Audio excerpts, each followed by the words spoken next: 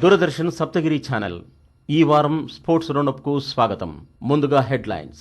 ముగిసిన జాతీయ గాలుల తీవ్రతను బట్టి సెయిల్ చేయడానికి వీలుగా ఫ్లోటింగ్ బూమ్స్, ఇమాజినరీ లైన్స్ సాయంతో సిగ్నల్స్ ఇవ్వడం రేస్ ఆఫీసర్ విధులని జాతీయ laser sailing championship race officer lieutenant colonel Dhillon పేర్కొన్నారు.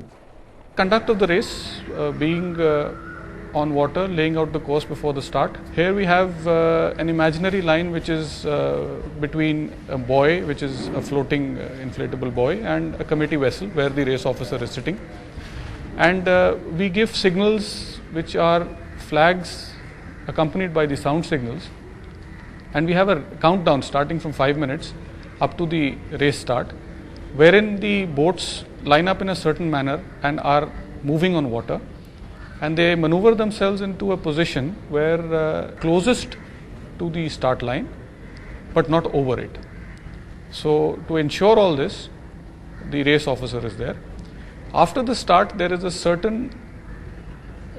course which is to be sailed by all sailors, and he monitors that course. He lays it first, then he monitors it, because in case of a wind shift, the race officer has to move the course to suit the sailing. And that is the time and place where he takes the finishing positions of the various boats and their race timings. Race మొదలైన తర్వాత అది పూర్తయ్యే వరకు race officer పర్యవేక్షిస్తారని, ఎవరైనా rules అతిక్రమిస్తే penalty విధిస్తామని ఆయన చెప్పారు.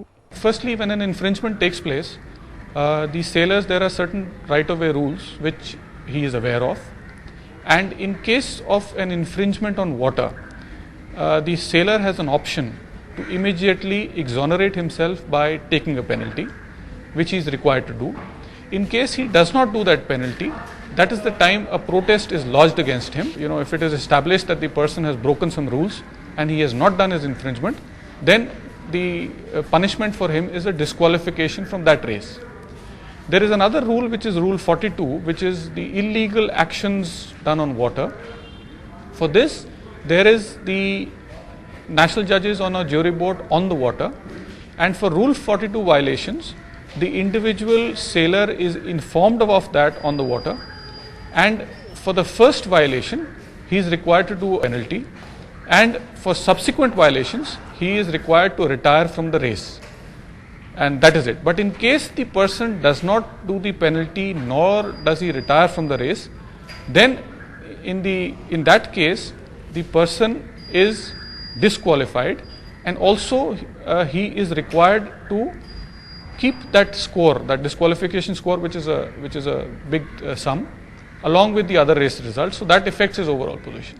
SAIL ను క్రమబద్ధీకరించేందుకు race officer race సమయంలో అక్కడే ఉంటారని, దాంతో పాటు రేసు పూర్తయిన తర్వాత ప్రొటెస్ట్లను పరిగణలోకి తీసుకొని రిజల్ట్స్ ను ప్రకటిస్తారని ధిల్లాన్ చెప్పారు. Follow the international sailing rules. These are governed by the International Sailing Federation. These rules are there is a very clear guideline as to what are the rules, and they have a certain, like for example, at the present moment, the rules of 2009 to 2012 are in vogue. They generally they actually follow the Olympic charter. ఒక్క sailing boat 2 నుంచి 2.5 లక్షల రూపాయల ఖరీదుంటుందని, గాలుల తీవ్రతను బట్టి SAIL చేయాల్సి ఉంటుందని ఆయన వివరించారు. Sailing is an expensive sport. Sponsorships are very, very vital for any sport to grow, and this is true for sailing also. A good set costs you about 1 lakh of rupees, while vis-a-vis that a new laser sailing boat costs you in the range of about 2.5 to 3 lakhs. That is one factor. The second factor is that sailing is required to be done in varied conditions. That is what conditions you for doing well. For that, you need the opportunity, you need the place, and you need the time. It requires certain amount of time for a person to mature.